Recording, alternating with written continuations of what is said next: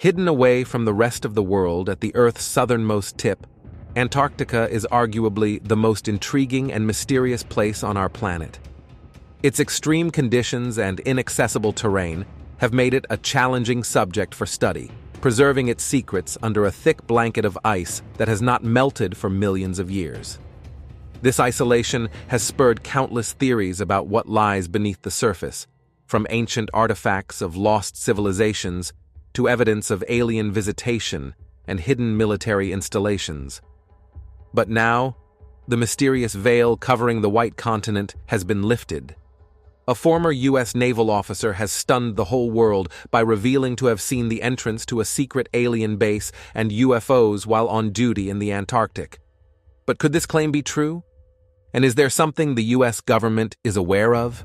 Join us as we embark on a journey of discovery with us as we dig deep into world-shattering revelations about Antarctica and what's hidden behind its menacing ice sheet. Antarctica is the coldest, windiest, and driest continent. It contains 90% of all of the ice on Earth in an area just under 1.5 times the size of the United States. But the southernmost continent is much more than a big block of ice. Lying in the Antarctic Circle that rings the southern part of the globe, Antarctica is the fifth largest continent. Its size varies through the seasons, as expanding sea ice along the coast nearly doubles the continent's size in the winter. Almost all of Antarctica is covered with ice. Less than 0.5% of the vast wilderness is ice-free. The continent is divided into two regions, known as East and West Antarctica. East Antarctica makes up 2/3 of the continent and is about the size of Australia. Ice in this part of the continent averages 2 kilometers thick. West Antarctica, on the other hand, is a series of frozen islands stretching toward the southern tip of South America, forming an extension of the Andes Mountains. The two regions are separated by the Transantarctic Mountains, a range that stretches across the continent and is sometimes completely covered by ice. The ice of Antarctica is not a smooth sheet, but a continuously changing expanse. Glaciers inch across the continent, cracking and breaking the ice. Crevasse fields with cracks hundreds of feet deep span the continent, hidden by only a shallow layer of snow. Icebergs fall along the coast, where shelves and glaciers break off into the sea. The history of Antarctica is as vast and varied as the ice sheets that cover it. The continent's discovery is attributed to the Russian expedition led by Fabian Gottlieb von Bellingshausen and Mikhail Lazarev in 1820, but ancient maps, such as the Piri-Reis map of 1513, suggest a knowledge of Antarctica's coastline before it was covered by ice. These maps raise questions about the extent of ancient civilizations' explorations and their understanding of the globe. Could they have visited Antarctica, leaving behind remnants of their presence now buried under the ice? One of the most tantalizing episodes in Antarctica's history is Operation High Jump, officially titled the United States Navy Antarctic Developments Program, 1946-1947. Led by Admiral Richard E. Byrd, the operation was a massive military exercise that included 13 ships, over 4,000 men, and numerous aircraft. Officially, it was aimed at establishing the Antarctic Research Base Little America 4, but the sudden and early termination of the mission has fueled speculation about encounters with unknown technologies or entities. Eyewitness accounts from the operation describe sightings of unidentified flying objects and advanced aircraft, suggesting a cover-up of an otherworldly nature. The alien hypothesis in Antarctica is bolstered by numerous accounts of UFOs and strange phenomena. Reports of silver discs darting across the sky, often at speeds and with maneuvers beyond the capabilities of known aircraft, are common among those who have worked or lived on the continent. These accounts lend credence to theories that Antarctica is a hotspot for extraterrestrial activity, possibly serving as a base or a waypoint for alien visitors. The secrecy surrounding these sightings, often enforced by military or governmental agencies, only adds to the mystique and speculation. But it's worth noting that while rumors of extraterrestrial activity have circulated for years, there are accounts claiming an extraterrestrial presence in Antarctica today. In July 2018, U.S. conspiracy theorist, investigative journalist Linda Moulton Howe, who has received awards for her paranormal research through the website earthfiles.com, interviewed a whistleblower who, under the condition of anonymity, provided classified information regarding Antarctica. The source, a former Navy man identified, was referred to only as Brian, shared details of an ancient structure he claims to have visited during his time at the South Pole. Brian, who claims to be a retired U.S. Navy first-class petty officer flight engineer serving in a squadron called Antarctic Development Squadron 6, reported he was a part of a crew that flew through a no-fly zone above Antarctica and saw UFOs, aliens, and a giant entrance hole to an alien base. He said he was stationed there between 1983 and 1997, and on several occasions saw aerial silver discs flying over the Transantarctic Mountains. In the interview with Mrs. Howe, Brian claimed there is a top-secret collaboration between humans and aliens, with Antarctica a major research ground for the projects. He claimed the large hole was 8 to 16 kilometers from the South Pole in the supposed no-fly zone. He also said a group of scientists had gone missing for a week and came back terrified and refusing to speak.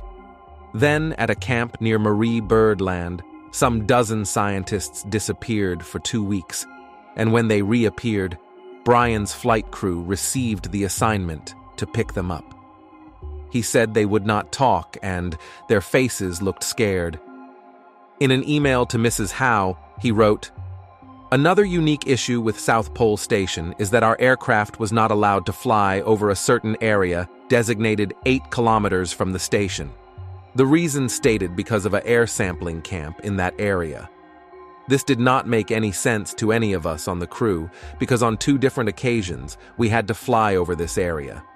It was on the opposite side of the continent, and we had to refuel at South Pole, and a direct course to this Davis camp was right over the air sampling station. The only thing we saw going over this camp was a very large hole going into the ice. You could fly one of our LC-130s into this thing. Talk among the flight crews was that there is a UFO base at South Pole, and some of the crew heard talk from some of the scientists working with and interacting with the scientists at that air sampling camp large ice hole." Earth Files then published a redacted DD-214 document and Antarctic Service Medal awarded to Brian, November 20th, 1984, in a bid to confirm his credentials. The claims have caused ripples in the whole UFO community. As an article on unsilentmajoritynews.com said, "Over the years, there have been a ton of articles on the internet dealing with the mysteries and anomalies that involve the Antarctic. Many of them have been debunked, or at least the person writing claims to have debunked various stories. What makes this story far more credible than many others is who did the research. Linda Moulton Howe isn't some internet hack. She's an Emmy Award-winning TV producer, investigative reporter for radio and internet, and author who goes directly to the men and women at the forefront of science and environmental breakthroughs, and to first-hand eyewitnesses of high strangeness. This raises the question, could there truly be mysterious structures buried at the South Pole? Were they constructed by an advanced extraterrestrial civilization in our remote past? While Brian's story still has many riddles, elsewhere in the vast frozen wasteland of Antarctica, a team of scientists stumbled upon a discovery that would reshape the course of human history. Deep amid the icy expanse, a series of massive stone pyramids had been found. Their ancient forms stand in stark contrast to their desolate surroundings. The revelation sent shockwaves through the scientific community and ignited the imagination of the world. The initial sighting of the pyramids defied all logic. As the team approached, the scale of the structures became apparent. They towered over the icy landscape like silent sentinels of an ancient civilization. The pyramids were perfectly preserved. Each one displayed its own intricate carvings and symbols that seemed otherworldly. The story of how these pyramids were discovered begins with a team of researchers from the University of Cambridge who were conducting a routine survey of the Antarctic ice shelf. Their aim was to study the changes in the ice thickness and its impact on the environment, but what they found instead was something they could never have anticipated. As they flew over the area, the team noticed something unusual, a series of triangular shapes jutting out of the ice. They immediately radioed their base station to report the strange sighting. The team was instructed to land at a nearby research station and gather more data. The researchers quickly put together a team of experts from different fields, including geology, archaeology, and climate science, to investigate the mysterious structures. The team faced several challenges as they set out to explore the pyramids. The first and most obvious obstacle was the extreme weather conditions, with temperatures plummeting well below -40°C. The team had to wear specialized gear to stay warm, and every move had to be calculated to avoid the risk of hypothermia. The second challenge was the thickness of the ice, which was estimated to be several hundred meters. The researchers had to use ground-penetrating radar and other specialized equipment to map out the area beneath the ice. After months of painstaking research, the team finally had their breakthrough. They discovered that the pyramids were made of a type of rock that was not native to the region, leading them to believe that they were constructed by an advanced civilization that had the ability to transport massive rocks across vast distances. The team also found several chambers within the pyramids, which were believed to have served different purposes. For instance, one chamber was filled with an unusual type of liquid that was found to be a potent antimicrobial agent. This discovery led to speculation that the civilization that built the pyramids may have been far more advanced than previously thought. Another chamber contained a series of glyphs and hieroglyphs that were similar to those found in ancient Egyptian pyramids. The team hypothesized that the civilization that built the Antarctic pyramids may have had some kind of connection to ancient Egypt. The discovery of the pyramids beneath the Antarctic ice sparked a global media frenzy. The news was picked up by major news outlets around the world, and social media was abuzz with speculation about what the discovery could mean. Some people saw it as evidence of extraterrestrial life or advanced alien civilizations, while others speculated that it could be a remnant of a lost civilization that had somehow managed to survive the harsh conditions of Antarctica. Two of the Antarctica pyramids can be found 16 kilometers from the coast. The third pyramid is located near the shoreline. The discovery of these pyramids suggests that Antarctica may have been inhabited by humans sometime in the past 6,000 years. It was around this time that man was building pyramids in the Old World. Charles Hapgood's research supports the possible existence of an ancient civilization on a continent which is now covered by ice. In Maps of the Ancient Sea Kings, Dr. Charles Hapgood published the Piri Reis map of Antarctica. This 16th century map shocked the world because it showed Antarctica without ice. The Piri Reis map was found in Turkey.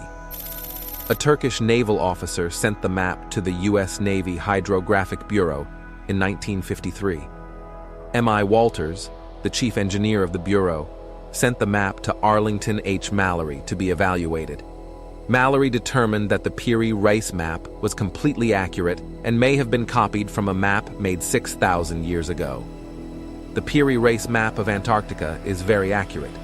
Using seismic soundings and sonar, researchers found that underneath the ice cap, the coastlines, mountain ranges, plateaus, etc., on the Piri Reis map matched the Queen Maud Land in Antarctica. Ohlmeyer, leader of the British-Swedish expedition to Antarctica, wrote Hapgood the following letter. The letter from Ohlmeyer confirmed Dr. Charles Hapgood's theory that the Piri Reis map was probably copied from a map made in ancient times. Dr. Charles Hapgood wrote in Maps of the Ancient Sea Kings that he was sure that although the Piri Reis map contained latitudes and longitudes plotted out at right angles in a traditional plane geometry, it had to have been based on an earlier map.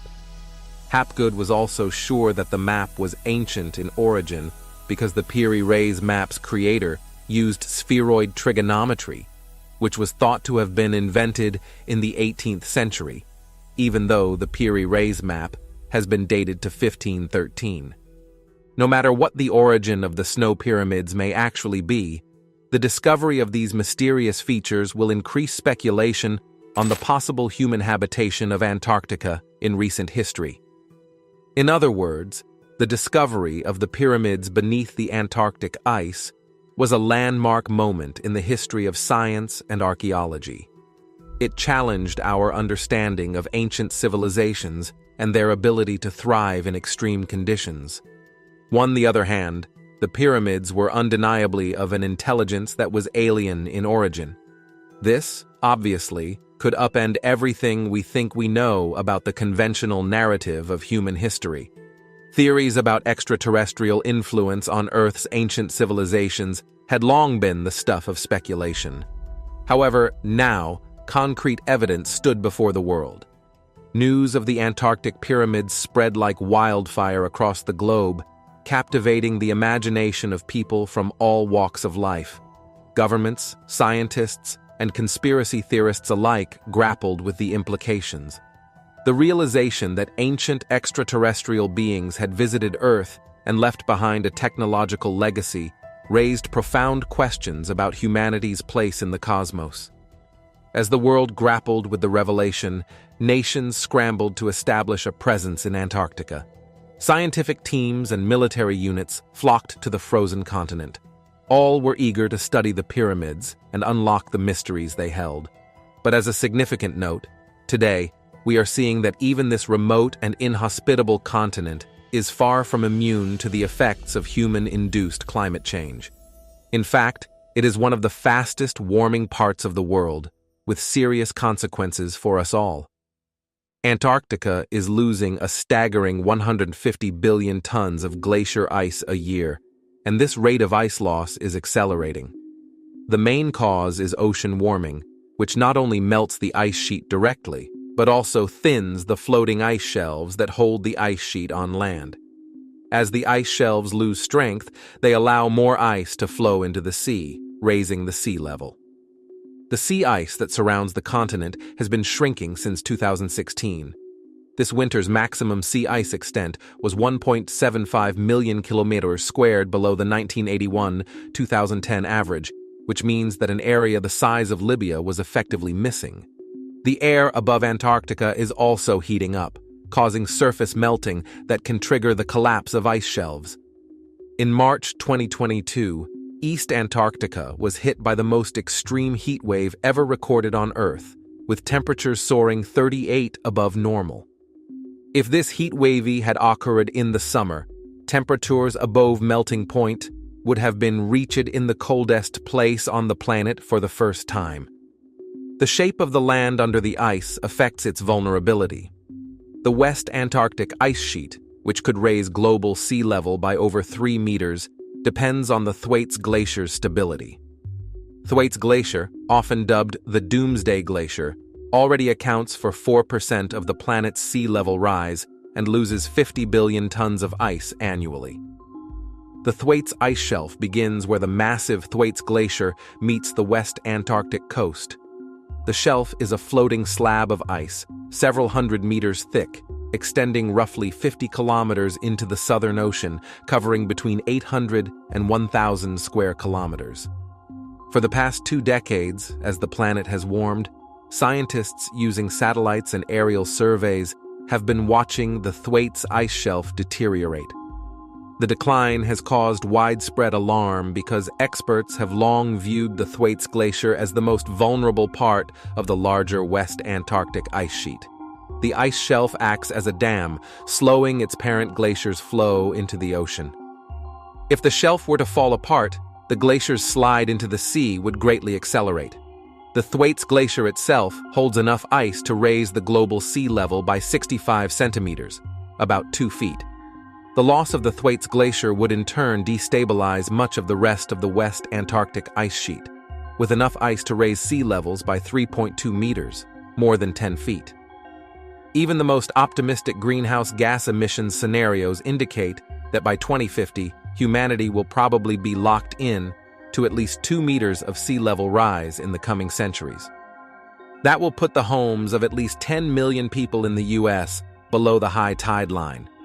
If the Thwaites Glacier collapses and destabilizes the heart of West Antarctica, then sea level rise jumps to 5 meters, placing the homes of at least 20 million US people and another 50 million to 100 million people across the planet below high tide.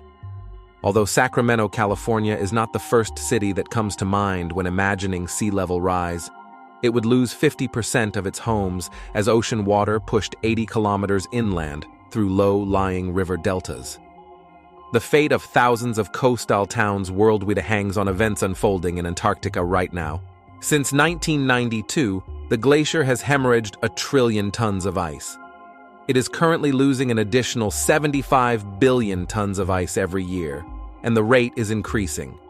However, what happens next depends on processes that can't be studied from the air, flaws within the shelf that could break it apart, accelerating the glacier's demise. That's why, in 2018, the British National Environmental Research Council and the US National Science Foundation launched a $50 million effort called the International Thwaites Glacier Collaboration to study the glacier and its ice shelf up close. The collaboration involved 8 research teams, including one that reported in September 2022 that the glacier was retreating faster than had been predicted just a few years ago. 2 of the teams visited the Thwaites eastern ice shelf between November 2019 and January 2020. A team examined the central part of the shelf, looking at structural defects and ocean currents underneath. Another team investigated the back edge of the ice shelf along the continent's submerged shore, sending a remotely operated submarine down a narrow hole to explore a crucial environment hidden under 600 meters of ice, where the shelf is melting most quickly. The results paint a worrisome picture. The ice shelf is potentially going to go a lot faster than we expected. The latest investigation results continue to raise many concerns with the claim that Antarctica's Doomsday Glacier is actually melting even faster than scientists thought. In a study published a week ago, scientists using satellite imagery and hydraulic modeling found that warming tidal currents are permeating the massive block of ice at depths as great as 3.7 miles, causing vigorous melting. In the words of Christine Dow, an associate professor of glaciology at the University of Waterloo and one of the study's authors, we really need to understand how fast the ice is changing. We were hoping it would take 500 years to lose that ice. Although the researchers do not know how much faster the ice is melting, they worry it could be gone within a few decades. As climate change drives global temperatures ever higher, glaciers and ice sheets in polar and mountainous regions inevitably melt. The water and dislodged ice flows into the oceans, causing them to rise. Since 1880, global sea levels have climbed roughly 9 inches, and any sudden increase could be catastrophic for coastal cities like New York, Mumbai, and Shanghai. Low-lying countries like the Marshall Islands and Tuvalu could be submerged entirely. The study, published in Proceedings of the National Academy of Sciences, found that the pulsing of tides, which raise and lower the ice, allow water to creep further under its shelf and weaken its anchor to the seabed. While the same team observed this phenomenon at Petermann Glacier in Greenland, it had not been recorded in Antarctica. Thwaites has about 8 times the amount of ice in contact with the ocean as Petermann. Using high-resolution satellite images and hydrological data, the study identified high-pressure pockets where the glacier's surface had been raised, which showed that warm water was flowing under the ice. Previous models had only used the part of the glacier that touches the ocean as the grounding line from which to start calculating the potential speed of ice loss from contact with warm, salty water. Now, according to the paper, researchers may have found the missing link in modeling how glaciers change. According to Bernd Schukel, an Earth Systems researcher at the University of California, Irvine, and an author of the paper, this boundary is a really crucial aspect in geology with respect to the glacier's response to a changing climate. He says a better understanding of the way ocean water can penetrate the base of a glacier can help scientists better predict ice loss across the West Antarctic ice sheet. The entire region is the gateway to an area that's well below sea level. Predicting the speed of ice loss and sea level rise is no easy task. Ever-shifting factors like the amount of greenhouse gas emissions could slow or accelerate global warming, and in turn, the rate that glaciers melt. And modeling glaciers, which are hydrologically dynamic, remote, and difficult to research, is a technological challenge that computers have only recently been able to handle. Sharon Gray, a marine scientist at the nonprofit Rising Seas Institute, says research breakthroughs like this help the world prepare for and adapt to disappearing coastlines. In Gray's words, it's never going to be perfect, but obviously, the better we can get our models, the better we get our projections that help us plan. Given the complexity and uncertainty of modeling, it's best to assume seas will rise to the highest predicted level and to prepare for worst-case scenarios. Some high-risk places, like Singapore and the Netherlands, are doing just that and have been investing in infrastructure to meet the challenge. And although some sea level rise from Antarctica is now inevitable, we can still avoid the worst impacts by urgently cutting greenhouse gas emissions. The Sharm el-Sheikh Implementation Plan, adopted at COP27, recognized the impacts of climate change on the cryosphere. Negotiations at COP28 need to build on this momentum and recognize that limiting global warming to 1.5 C is a physical necessity to prevent the irreversible collapse of West Antarctica. Therefore, we must rule out any possibility of reaching 2°C of warming, which would be catastrophic for both Antarctica and the rest of the world. We can achieve this by triggering positive tipping points for societal change. These are rapid shifts in human behavior, technology, policy, or markets that can lead to large-scale transformations that reduce emissions and enhance resilience. Powerful tipping points are reached when new clean technologies reach cost parity with old polluting alternatives. The deployment of new technologies follows a well-known pattern of S-curves of exponential uptake. The more we make something, the better we get at it, and costs fall in a predictable way, leading to accelerating growth in deployment of the new technology. Models show that renewable energy is growing exponentially and is projected to provide over 1/3 of global electricity by 2030 and overtake fossil fuels. Similarly, electric vehicles are becoming more affordable and accessible, thanks to the rapid drop in battery costs and the growth of charging infrastructure. They are also much cheaper to run than combustion engine cars, as they have lower maintenance and fuel costs. These factors are driving the exponential uptake of electric vehicles and reducing the emissions from the transport sector, with market share of electric vehicles projected to reach between 62% and 86% of global sales by 2030, eliminating the need for between 5 and 10 million barrels of oil per day. This pattern of growth is likely to be followed in sector after sector, but to sustain momentum, we need innovators to solve the challenges that arise along the way. Whether through boosting demand via the First Movers Coalition, driving early investment via the Mission Possible Partnership, or collaborating to create the right policy conditions via the Breakthrough Agenda, we need ambitious goals and cross-sector partnerships to drive transformations. COP28 is an opportunity to strengthen alliances and ensure that all sectors are moving at the speed and scale required to protect not only Antarctica, but our own future. That's all the information that we have for you today. Don't forget to give us a thumbs up if you enjoyed today's episode, subscribe if you haven't already, and hit the bell so you never miss out on future episodes. And be sure to also tell us what you think about today's content. Everyone's support motivates us to continue delivering quality content and to always improve.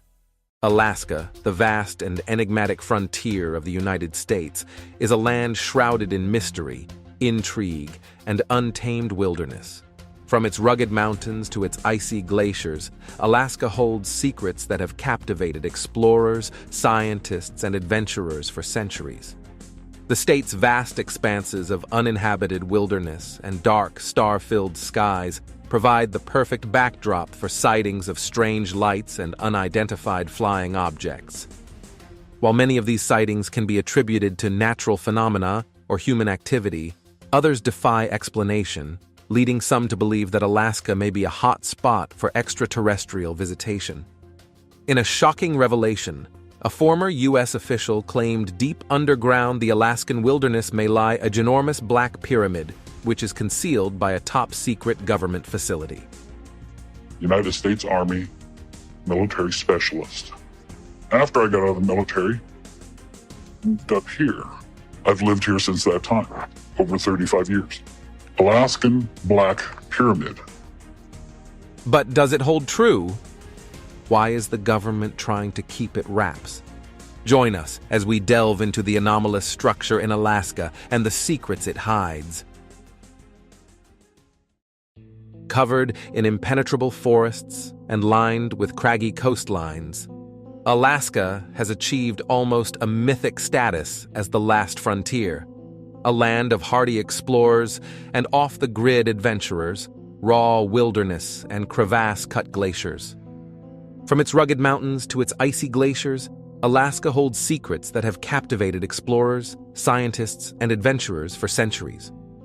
One of the enduring mysteries of Alaska lies in its remote and inaccessible regions, where ancient cultures once thrived and disappeared without a trace. Archaeological sites such as the 6,000-year-old Walrus Island petroglyphs and the enigmatic stone formations of the Serpent Mound continue to baffle researchers, offering tantalizing glimpses into the lives of Alaska's earliest inhabitants.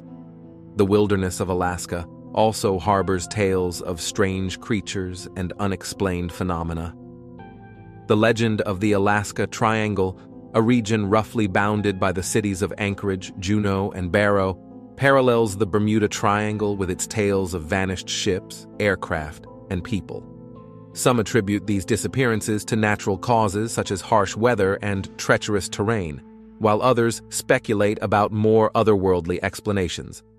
Alaska's vast landscapes are also home to countless unsolved mysteries. The disappearance of aviator Amelia Earhart during her ill-fated attempt to circumnavigate the globe in 1937 has fueled speculation that she may have crashed somewhere in Alaska's remote wilderness.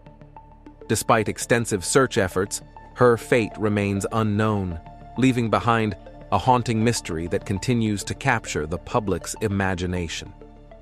The Klondike Gold Rush of the late 19th century brought thousands of prospectors to Alaska's rugged interior in search of fortune, but many never returned. Tales of lost mines, buried treasure, and ghost towns abound in the region, inspiring treasure hunters and adventurers to this day. In addition to its terrestrial mysteries, Alaska's waters hold their own secrets. The waters off the coast are home to numerous shipwrecks, some of which remain undiscovered to this day.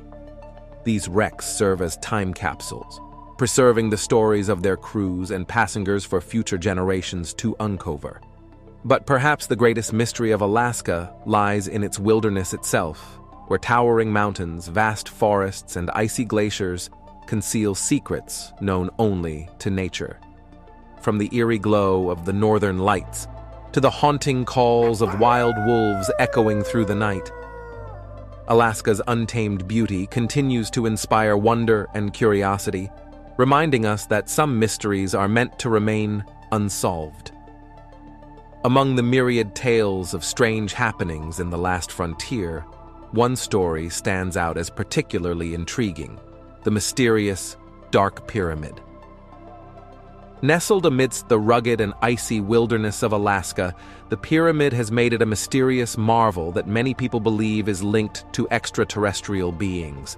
The first to speak about the possibility of a pyramid in the last frontier was researcher Linda Moulton Howe, an esteemed award-winning reporter who has dedicated her career to alternative news information and uncovering suppressed knowledge for the public. Her brainchild, earthfiles.com, is a global scientific report database. Alaska is roughly 2.5 times the size of Texas. This massive state has, in some variation, every type of climate on the planet, from beaches to deserts to the Arctic, rainforest jungles, concrete jungles, and so forth. While all the surveying of this state had been finished after World War II, the vast majority of this land is federal or just totally uninhabitable under their current climate conditions.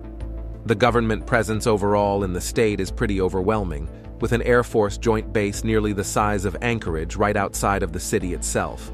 The FEMA camp up near Fairbanks, the history of the HARP and HIPPOS facilities, and the lore of what these facilities' experiments could have done to the radically changing climate or even augmenting or altering the aurora borealis itself.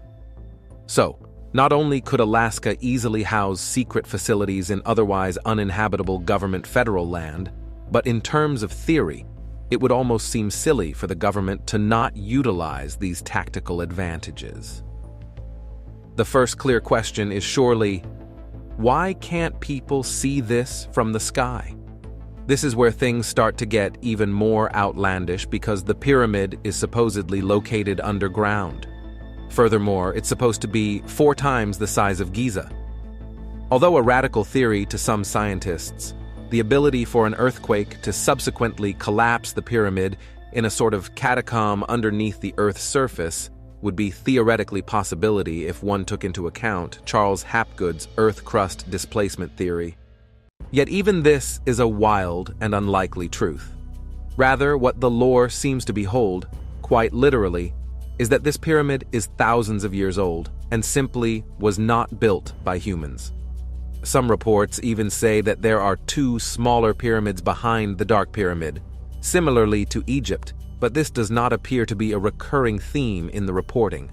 Some theories about how the pyramid was discovered claim that its acknowledgement had to do with the initial sale of the state from Russia to America. However, as reported by Linda Howe from an anonymous retired Navy captain, it was found through its massive electromagnetic signal output, which coincides with all the other Dark Pyramid claims, and the long-time claims from alternative researchers about what most call pyramid power. Quoting Howe's source, the retired Navy captain, the distant early warning line or DEW line system that we built in the early 1950s took some 8,000 to 10,000 scientists, engineers, and construction workers into the wilderness that had once seen only the occasional hunter, trapper, gold miner, or native Alaskan village.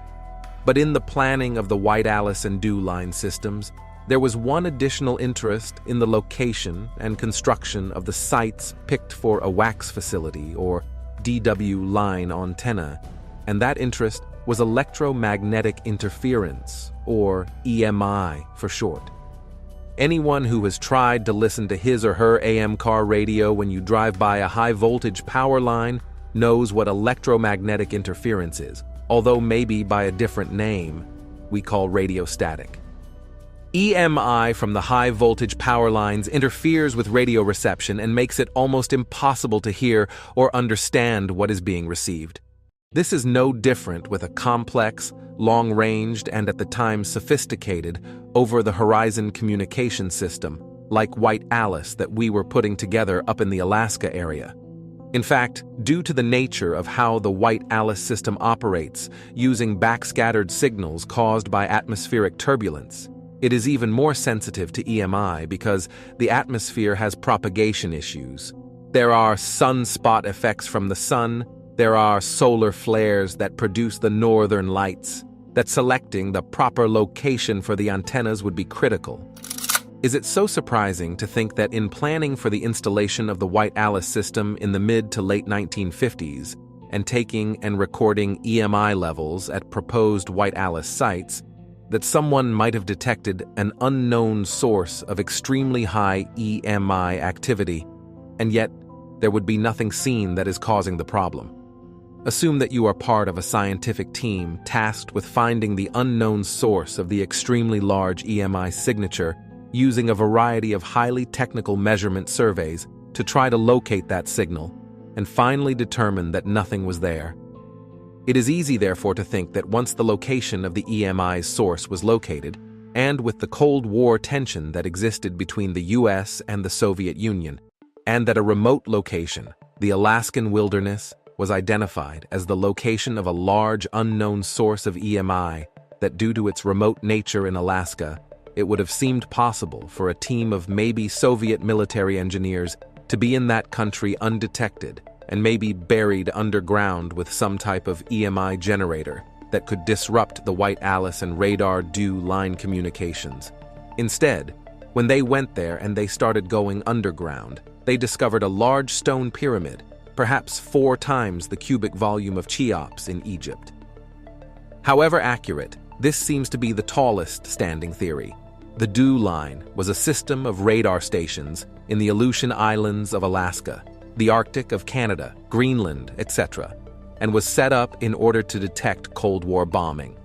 The White Alice communication systems were constructed exclusively in Alaska during the same period, featuring tropospheric scatter links and line-of-sight microwave radio links, with nearly 40 WACS sites in the 49th state over the years. However, both of these programs have since been discontinued. In terms of the geological study involving the Alaskan Pyramid, it was by no means linear. In 1992, the Chinese government was sanctioned by the United Nations to perform underground nuclear testing. Their global neighbors, including the US, were not very keen on the idea, but a team of geologists proposed a possible benefit by using the vibrations of the blasting to get an official and detailed map of the Earth's crust. In the official report, it is documented that located within the coordinates that Howe has released, which supposedly are the coordinates of where the pyramid is located, between Denali and Nome, there is a very clearly defined pyramid-shaped structure that matches the size of the Dark Pyramid lore, and that it was located underground. Meanwhile, in 1989, counterintelligence warrant officer Douglas Mutchler was stationed per request in Fort Richardson, Alaska. Interested in some prospecting, Mutchler acquired a detailed mapping of the state that covered an entire bedroom wall. On this map, he said that there was a white rectangle about the size of a postcard with text that read something along the lines of "land not surveyed as of whenever date it was." Mutchler knew this was fishy, and he did not forget it, but his curiosity dropped until 1992, when new light was shed on subject.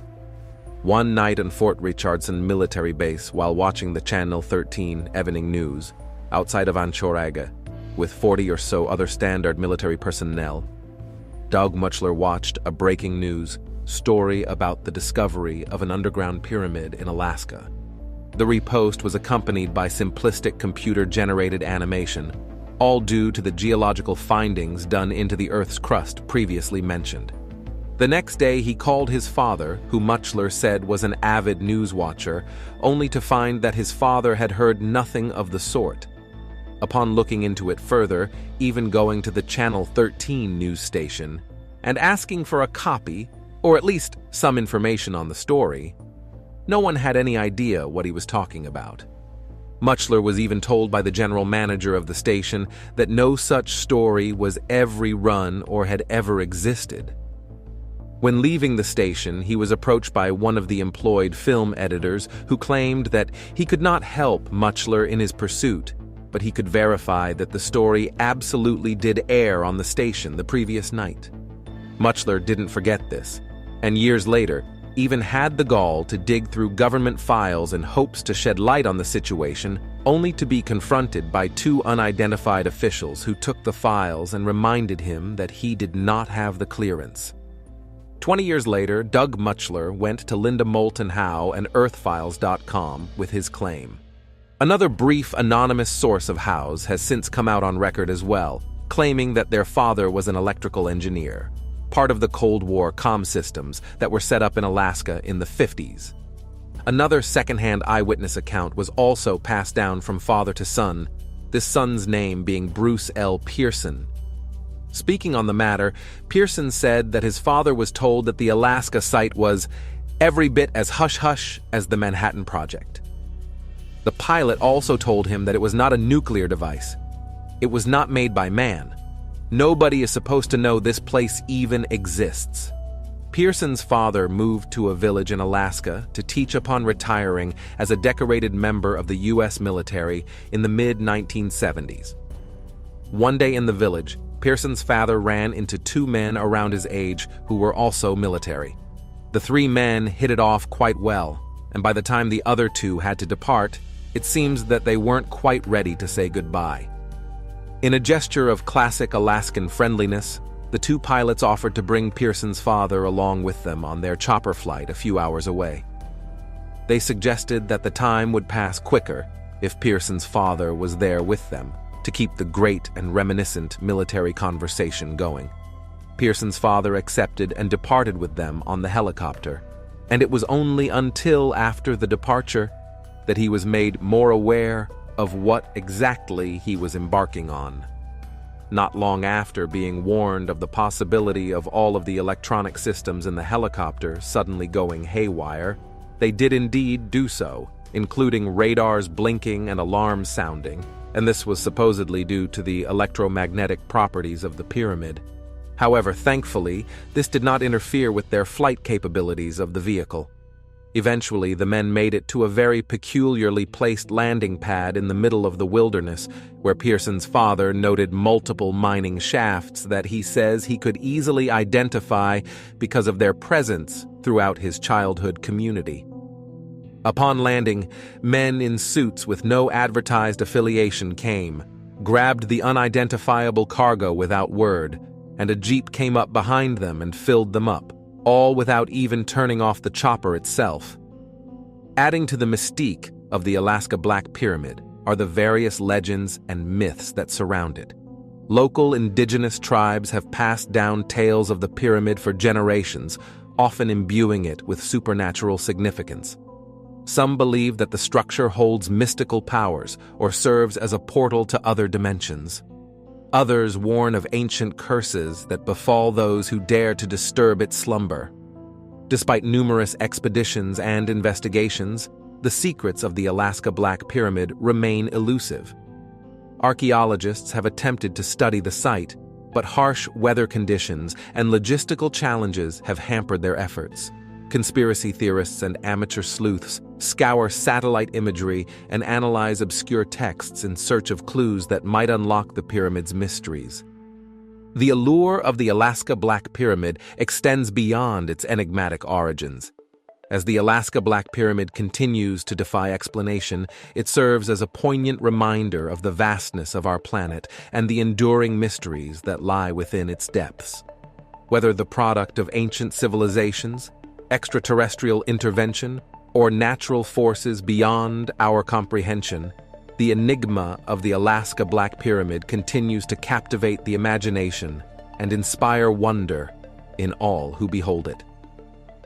Beside the mysterious regarding the Dark Pyramid, Alaska, known for its rugged terrain, vast wilderness, and harsh climate, has long been a hotbed of mysterious phenomena and unexplained encounters, what many believe to be extraterrestrial beings.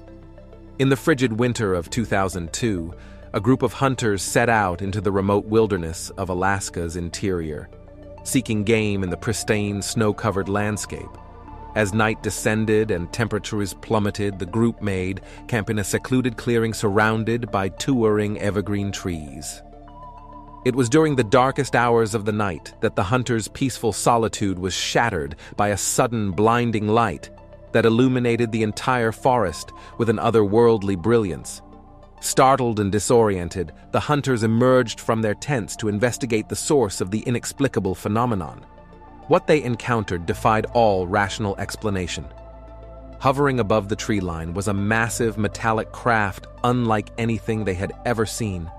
Its sleek, silver exterior seemed to shimmer in the moonlight, and the strange symbols adorned its surface.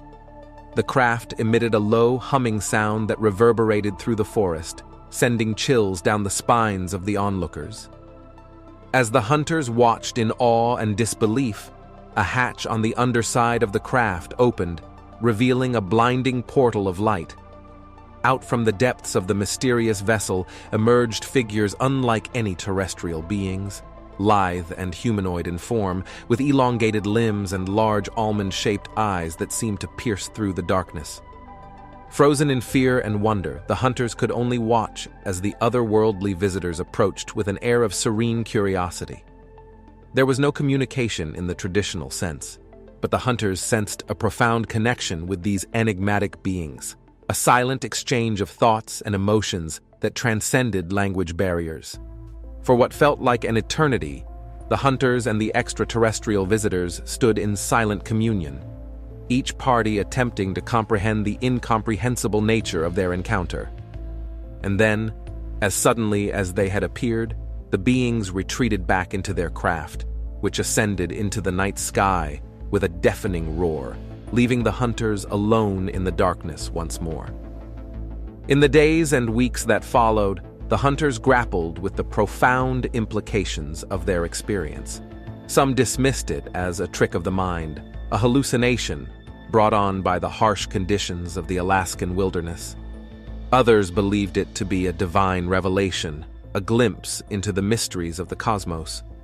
But for those who witnessed the event firsthand, there was no denying the reality of what they had encountered, the inexplicable presence of beings from beyond the stars, visiting Earth in a display of unfathomable wonder. To this day, the story of Alaska's mysterious encounter with extraterrestrial beings remains shrouded in mystery and speculation. Skeptics may scoff at the notion of alien visitation, but for those who were there that fateful night, the truth is as clear as the stars that shine above the vast, untamed wilderness of the last frontier. Beyond Alaska, the skies above Canada were fertile ground for what could be UFOs, with at least 17 reports filed in 2023, according to media reports. Friday. The sightings came from all over Canada, from credible sources such as pilots and crews from various airline companies including WestJet, Air France, and British Airways. At least 17 reports of unexplained sightings were confirmed in 2023 by CTV News and are contained in an online aviation incident database maintained by the federal government's Transport Canada. Last February, 2 airlines reported strange sightings of lights in the sky, much higher than usual flight paths on the same night over the province of Quebec. As a crew member aboard a cargo flight from Chicago to Luxembourg told air traffic controllers in Canada, according to audio obtained by CTV, "It looks like it's more than one and sort of circling. It's a bit weird." But a second source reported the sighting too. Like an air traffic controller told the Luxembourg-bound cargo flight on February 12th, "Just to let you know there was a flight from the south. They saw the same thing roughly a half an hour ago. So, I guess we're not just dreaming then, huh?" the aviator responded. "No, you're not the first on tonight," the air traffic controller said. Canadian skies seem to be a favorite haunt of unexplained objects that could be UFOs. Since the year 2000, Transport Canada has received more than 315,000 reports of civil aviation incidents. In the United States, UFOs, now often referred to as unidentified anomalous phenomena or UAP, have been looked into during congressional hearings. But don't you know that in fact, the reports regarding UFO have been surfacing for decades? The modern era of UFO sightings and investigations started after World War II with a sudden surge of unexplained reports. According to the latest update, the U.S. government now is receiving dozens of reports of unidentified anomalous phenomena each month, with the potential for hundreds, if not thousands, more reports expected in the near future. Most explosively, a former intelligence official named David Grush came forward in June with a whistleblower report alleging the U.S. government was in possession of intact and partially intact vehicles from UFO crash sites. The craft, he said, were of non-human origin, but he also said he had never personally seen the objects, inviting skepticism from outside experts. Regardless, what's interesting, it seems aliens like to party in Las Vegas too. Data shared by the National UFO Reporting Center shows the U.S. hotspot for UFOs is Lincoln County, Nevada. Lincoln County saw the most UFO sightings across all U.S. counties between 2000 and 2023 at 820.9 per 100,000 residents, the nonprofit reported. The county is notably home to the top-secret military base known as Area 51, which has long been associated with unknown phenomena. East Coast hotspots included upstate New York's Hamilton County and Dare County, North Carolina. The center, which operates off user-submitted reports of unidentified aerial phenomena, says nearly 113,000 alien sightings have been submitted between 2000 and 2023. The states with the most sightings in 2023 were California, Florida, Texas, Washington, and New York. Overall, the sightings reported in 2023 were down 19% from 2022. And according to the center's webmaster Christian Stepien, the two most intriguing videos it received in 2023, a spooky sighting in Texas and a daring duel in Utah. The Texas incident occurred on January 4th over the small town of Forney at about 9:20 p.m. and featured a glowing object resembling a computer cursor in the sky. "That is not an airplane!" The witness, an unnamed Texan, is heard exclaiming on the 13-second video. The center purposefully withholds names of witnesses to protect their identities. Meanwhile, the Utah sighting took place in May 2021 near Arches National Park and resembled a scene out of Top Gun with two spherical metal objects soaring by on the same flight path. There's certainly a sign that there's something anomalous going on, and it would be nice if the government paid more attention and did some serious research, Stepien said of the two peculiar clips, adding, "You can tell by the way that one guy, the Texan, is talking that he's pretty blown away by what he's looking at. A V-shaped craft." Last fall, the Pentagon launched a new portal where current and former service members, government employees, and contractors can report UFO sightings. The county is notably home to the top-secret military base known as Area 51, which has long been associated with unknown phenomena. The online form will help the Department of Defense's All-Domain Anomaly Resolution Office compile accounts of unidentified aerial phenomena sightings to include in its congressionally mandated historical record report, which is due to Congress by June 2024. The Pentagon office in charge of investigating UFO reports most recently provided its most detailed explanation for what it said were false or misconstrued claims of alien visitations over the decades. The first volume of a historical record report released by the All-Domain Anomaly Resolution Office, or ARO, in response to a congressional mandate, did include a fresh disclosure. During the 2010s, U.S. government officials considered a proposed program code-named Kona Blue that would have looked into the possibility that extraterrestrial technology could be reverse-engineered. But the Department of Homeland Security rejected the idea because it lacked merit, the report said. According to the report, it is critical to note that no extraterrestrial craft or bodies were ever collected. This material was only assumed to exist by Kona Blue advocates and its anticipated contract performers.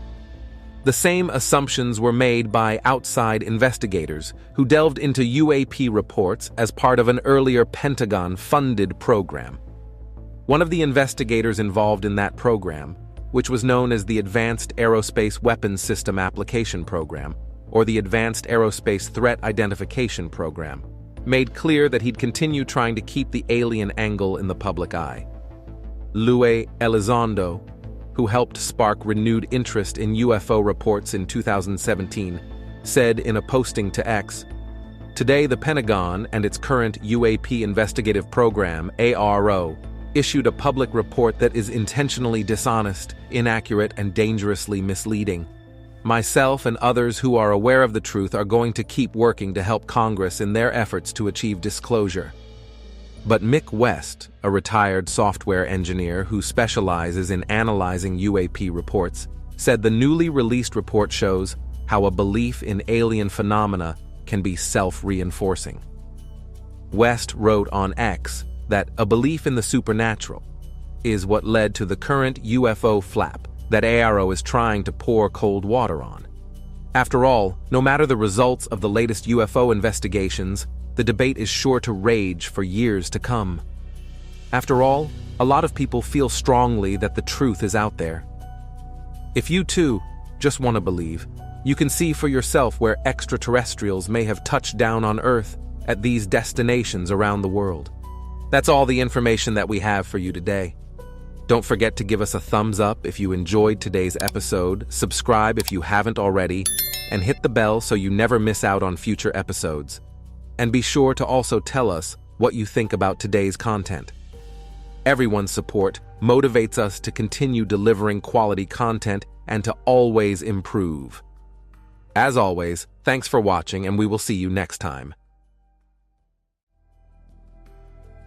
Covered in impenetrable forests and lined with craggy coastlines, Alaska has achieved almost a mythic status as the last frontier. The land of the midnight sun holds a plethora of enigmatic stories and legends. Over the years, Alaska has seen its fair share of reported UFO sightings over the years. Its vast wilderness, extreme weather conditions, and sparse population have contributed to the mystique surrounding unusual sightings in the state. These sightings often range from mysterious lights and objects to more elaborate encounters with unidentified flying objects. One notable incident in Alaska's UFO history is the Alaska Triangle, which is often compared to the Bermuda Triangle due to its reputation for unexplained disappearances and strange phenomena. Stretching from the southeastern city of Juneau to the northern Barrow Mountain Range and to the western city of Anchorage, this triangular area encompasses some of the most rugged and uninhabited terrain in the United States. The mystery of the Alaska Triangle is fueled by a series of unexplained events that have occurred over many decades. Countless individuals, including hikers, tourists, pilots, and even experienced outdoorsmen, have vanished without a trace while traversing the region. Aircraft have disappeared mid-flight, leaving no wreckage or evidence behind. Ships have gone missing in the waters surrounding the triangle, their crews never to be seen again.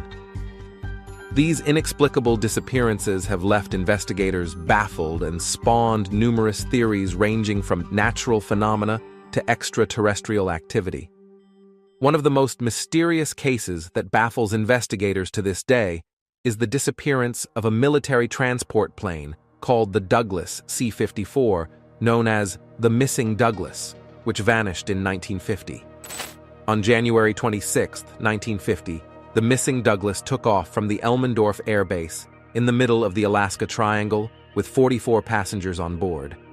There were 36 passengers and 8 crew members also carrying cargo, and the C-54 is one of the most important planes in the Air Force. During this time in history, it was a year after NATO was formed and the start of the Cold War. The C-54 was headed east, 240 miles to a mandatory point. The plane made the radio call on time, and 2 hours into the flight, it vanished without a trace in the Alaska Triangle. There was no distress call or any indication that there was an emergency. The military base was 56 miles from the Soviet Union, and the USA initially thought they may have shot down the plane. However, the C-54 was traveling away from that region when it disappeared. After the plane did not arrive at its destination, it was declared missing, and an enormous search effort went into action, making it a top priority. 7,000 ground troops and 85 aircraft were deployed to help in the search of the enormous area of 300,000 square miles. No one could determine why and how the Missing Douglas disappeared. After the Douglas C-54 incident, 4 planes crashed mysteriously in the Alaska Triangle. The first plane crashed in the southern end of the triangle and they were rescued. The second aircraft was a C-47 which crashed in the southern part of the search grid. There were no fatalities. A week later, a third search plane went down near the last position the Douglas was last seen. The fourth plane is very significant because it wasn't a search plane. It was a B-36 nuclear bomber, twice as big as the Douglas. The B-36 took off from the Eielson Air Force Base and headed to Fort Worth, Texas, non-stop on an exercise.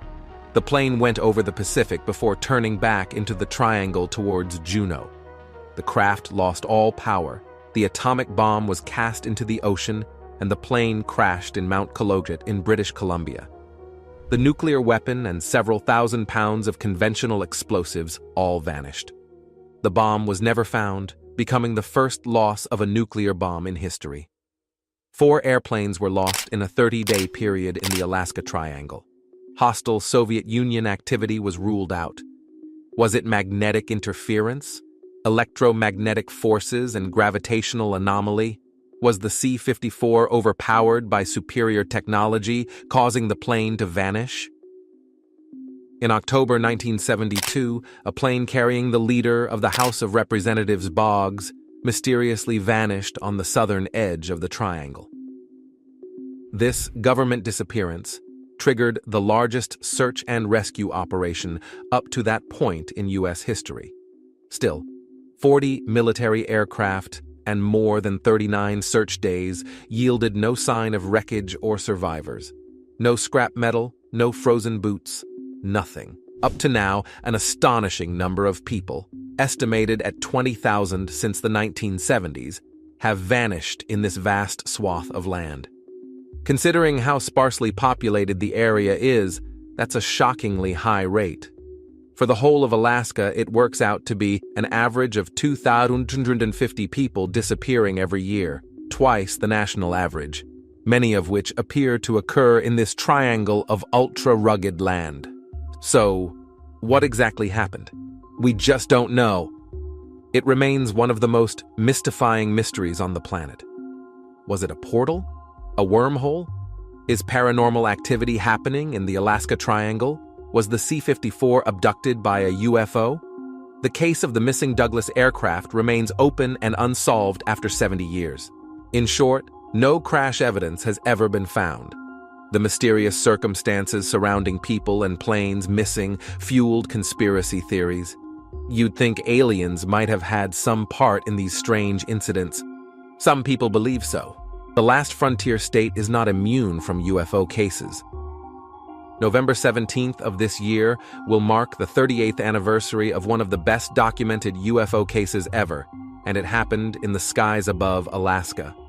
3 UFOs played tag with Japan Airlines cargo flight 1628 for 50 minutes while they were visually observed by a sometimes terrified flight crew.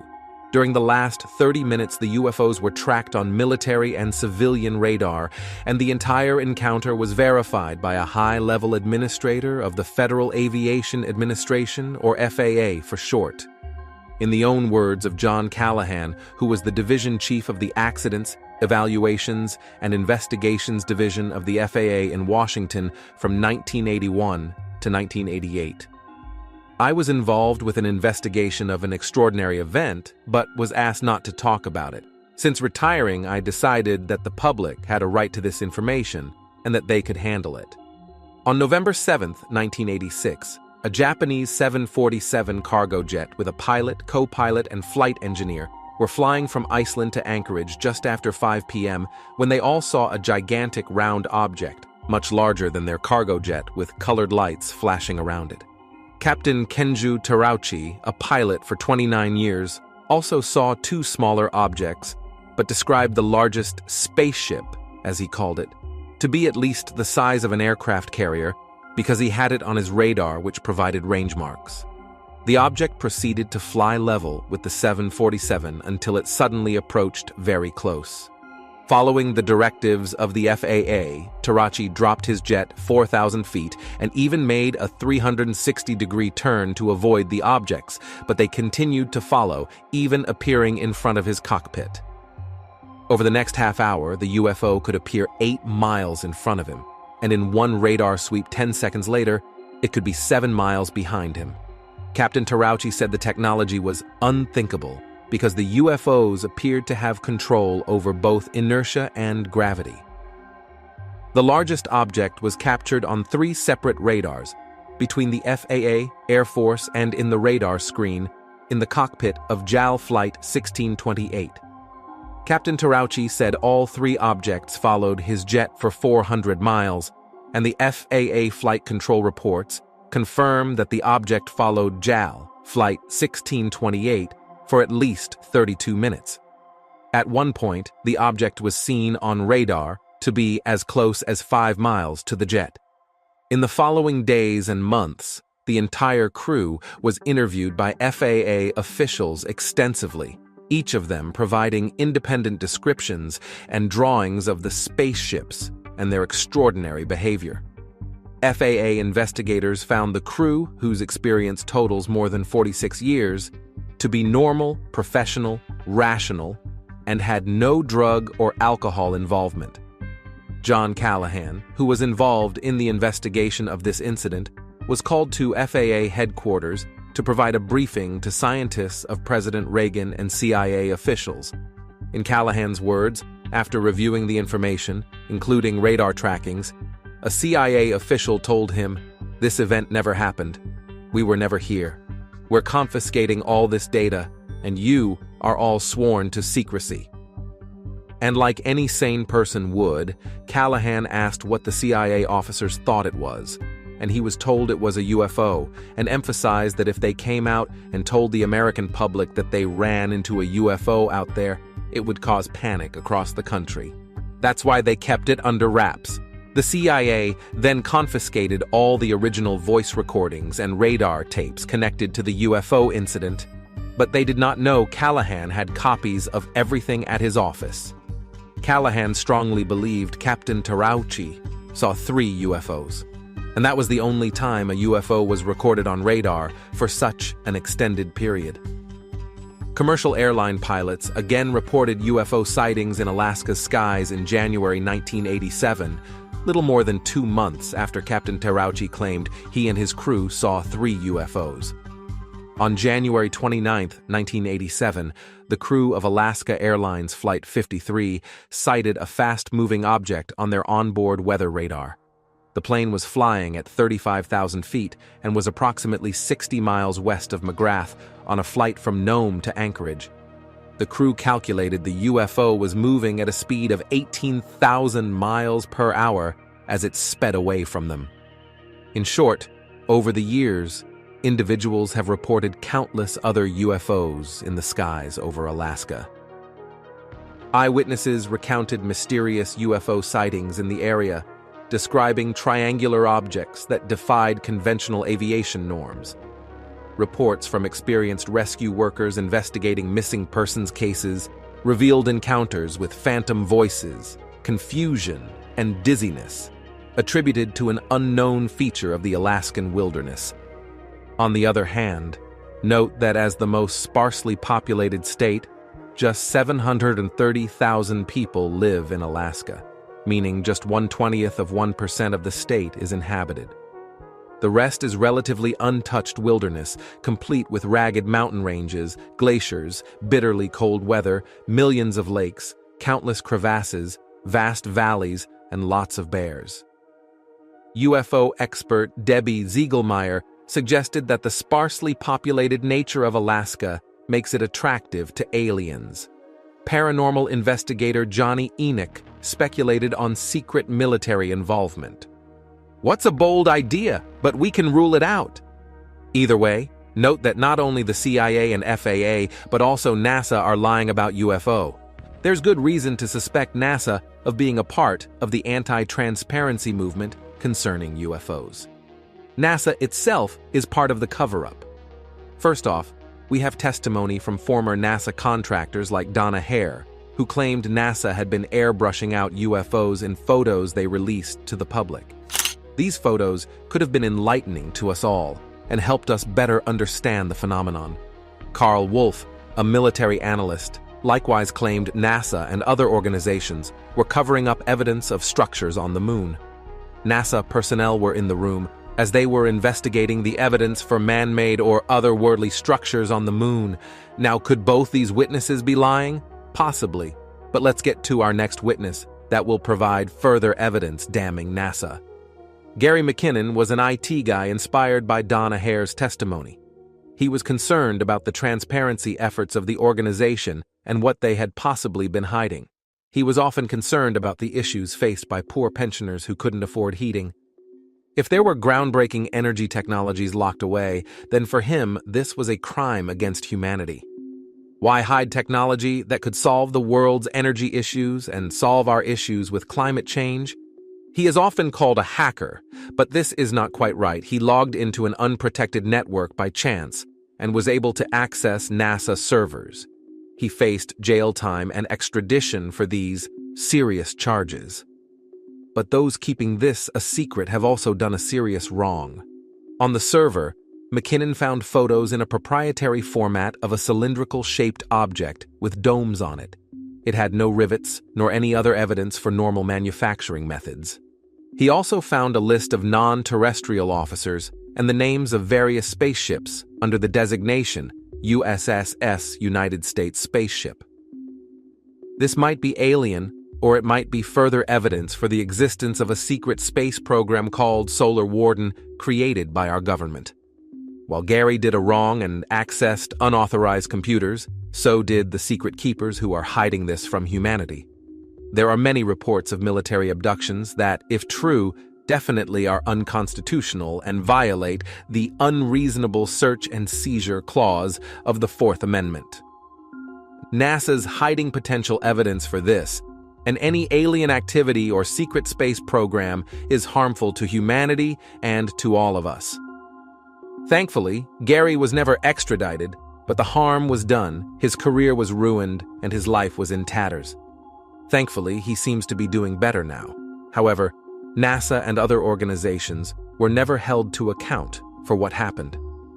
Put simply, there is reasonable evidence for non-human or secret space program activity on the moon that is being covered up.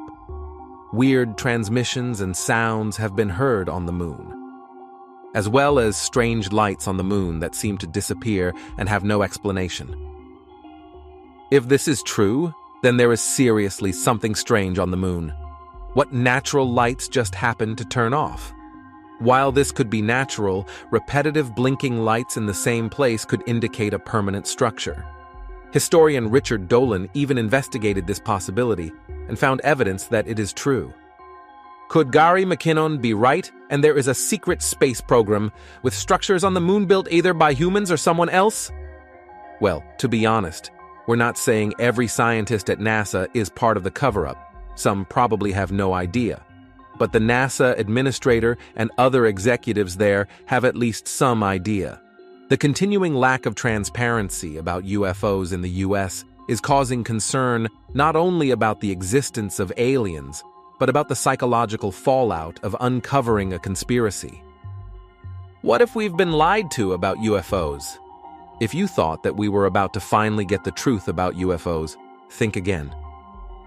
At the end of last year, a U.S. government bill that would have mandated the controlled release of all classified documents and artifacts relating to UFOs was significantly watered down at the last minute so that it would get through Congress. Interest in UAPs, the new term for UFOs, reignited in June 2023 when ex-U.S. intelligence agency whistleblower David Grush told the Debrief website that during his official duties, he had discovered the U.S. had indeed been retrieving spacecraft of non-human origin for decades. The claims led to a congressional hearing in which Grush and others described what they had gleaned of this super-secret project or seen with their own eyes during military service. Their testimonies resulted in the new Unidentified Aerial Phenomena Disclosure Act, authored by a bipartisan group of 5 elected representatives, led by Democrat Majority Leader Chuck Schumer and Republican Senator Mike Rounds. While it is easy to focus on the extraordinary nature of the subject or the credibility of those witnessing UAPs, the prospect of alien spacecraft raises serious issues that go beyond whether we're alone in the universe. Lots of scientific work is underway, not only to look for signs of extraterrestrial life, but more recently to ask what it would mean psychologically for us if aliens really do exist, and, potentially worse, if the authorities have been lying to us about what they know. When it comes to governments, the primary issue is trust. As Republican Congressman Glenn Grothman of Wisconsin explained in his opening remarks on 26 July, the lack of government transparency regarding UAPs has fueled wild speculation and debate for decades, eroding public trust in the very institutions that are meant to serve and protect them. The original text of the UAP Disclosure Act was similar in that it proposed the creation of a national archive, overseen by an independent panel of 9 U.S. citizens. Their job was to decide, free of military, political, or corporate influence, when and how to disclose information from the archive. The act would have empowered the panel to hold more hearings, with witnesses afforded immunity from prosecution. It also proposed that the federal government shall exercise eminent domain over any and all recovered technologies of unknown origin and biological evidence of non-human intelligence that may be controlled by private persons or entities in the interest of the public good. In other words, the U.S. government could commandeer any supposed artifacts held by private citizens or companies and was then under a duty to disclose them to the public. In parallel, the act also called for the Secretary of State to contact any foreign government that may hold material relevant to unidentified anomalous phenomena, technologies of unknown origin, or non-human intelligence, and seek disclosure of such material. In short, it would finally have revealed the facts about UAPs. But most of these stipulations have now been struck out. All that remains is the archive, but it will not be administered by an independent body. Following the vote, Schumer described the archive as a major win for government transparency, but then went on to say that it was an outrage that the proposed review board was not adopted. Now it means that declassification of UAP records will be largely up to the same entities that have blocked and obfuscated their disclosure for decades. Speaking to News Nation on 12th of December, Grush was unequivocal, calling the changes the greatest legislative failure in American history. Not only has the act done little to improve transparency, it is already driving the suspicion that the U.S. government really does have something to hide.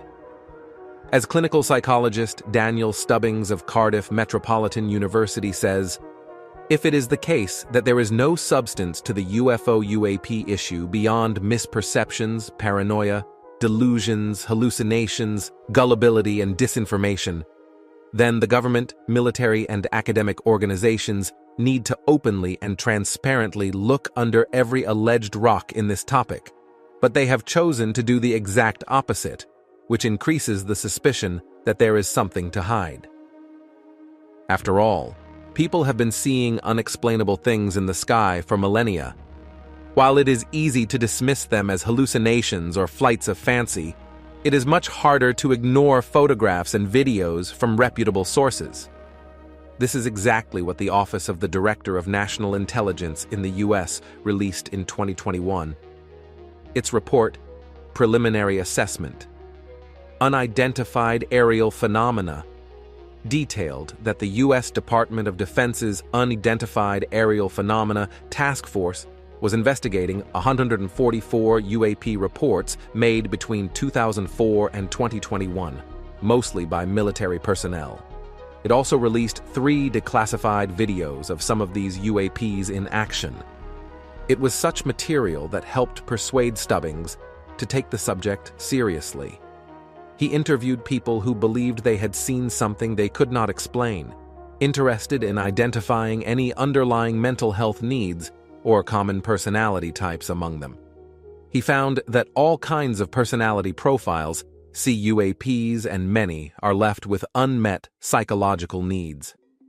As Stubbings explains, initially I felt confident that the UAP issue could be explained by prosaic psychological and/or situational factors. But the more I looked into real cases, the less sure I became. I started realizing this is a very credible topic. If true, it's a game changer. If it's not true, it's deeply concerning. How did we get to this point in society where we are thinking all this stuff is true, and we're spending all this money looking into it? Traditionally, it is astronomers who look for evidence of other life in the universe. For example, SETI, the search for extraterrestrial intelligence, uses telescopes to look for signals that could be coming from alien civilizations. While SETI was once on the fringes of astronomical science, It is now increasingly seen as mainstream. Breakthrough.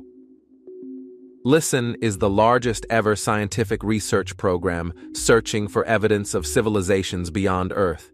It aims to survey the 1M closest stars to Earth and 100 closest galaxies to our own. Running since January 2016 at the University of California, Berkeley, the project announced a new headquarters in Oxford last October.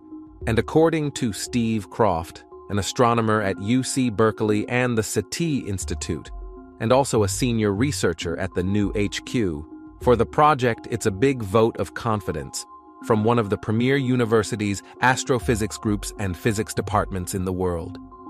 In early December, Croft and colleagues published results from the project from more than 140 terabytes of data, the equivalent of watching more than 5 years of continuous high-definition video from 97 nearby galaxies. Although they found nothing that looked artificial in this particular run, Croft says, it's a start. Other astronomers using different techniques have seen things that warrant further investigation. Beatriz Villarroel, assistant professor of physics at Stockholm University, is leading a team of astronomers looking at photographic plates of the night sky that date from before the first artificial satellite was launched in 1957. As satellites orbit the Earth, they can reflect sunlight, causing bright glints to appear in the night sky. These leave streaks on astronomical images or spots of light that appear and disappear seemingly at random. Mysteriously, on one plate from April 1950, Villarroel found 9 sources of light that appeared within a half-hour period and then vanished. Conducting observations using the Gran Telescopio Canarias on La Palma in the Canary Islands revealed nothing at the locations of the light sources that might have flared up. In other words, there is no astronomical explanation for this type of event. More recently, her team found 3 bright stars on a plate dated 19th of July 1952 that have since vanished. Provocatively, this is a date burned into the diaries of UFO enthusiasts around the world, because it coincides with a famous incident in which pilots and radar operators saw lights they couldn't explain in the skies above Washington, D.C. I think it's very important to do this kind of nearby searching for extraterrestrial objects, because the astronomical community mostly looks for things very, very far away. I think it's time to do something new, says Villarroel, who is now working to establish the ExoProbe project to look for anomalous objects among the vast number of human satellites currently in orbit. But what happens if she, or anyone else, uncovers irrefutable proof that non-human intelligences have visited or are visiting Earth? A few years ago, physicist John Priestland, who runs an engineering consultancy, found himself wondering what this would mean to us as individuals. According to Priestland, if there is something here to be disclosed, there are a lot of people who will be affected, and there isn't an entity out there, as far as wondering can see, that is putting people first. So he set up Unhidden, a charity dedicated to decreasing the stigma associated with discussing UAPs, non-human intelligences, and the possibility that evidence is being covered up by governments. It's a mission that Stubbings agrees with. But Priestland also notes that there is still a stigma around this topic. People are so frightened about discussing it. But it only takes one account to be real, and it changes the narrative of humanity forever. This is why the Disclosure Act was seen as important, and its altered version is such a disappointment, even potentially dangerous. As Priestland says, these days it's all about my truth, except for people who happen to see strange things in the sky. We don't legitimize their truth. That's why they need help and support. And we need to do that in the context of possible disclosure, because there might suddenly be 8 billion people who have to get used to the fact that they're being told that there's a very different worldview by exactly the organizations that they now realize have lied to them for the past 80 years. As a piece of good news, NASA said Thursday that the study of UFOs will require new scientific techniques, including advanced satellites, as well as a shift in how unidentified flying objects are perceived.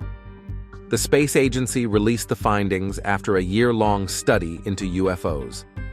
In its 33-page report, an independent team commissioned by NASA cautioned that the negative perception surrounding UFOs poses an obstacle to collecting data.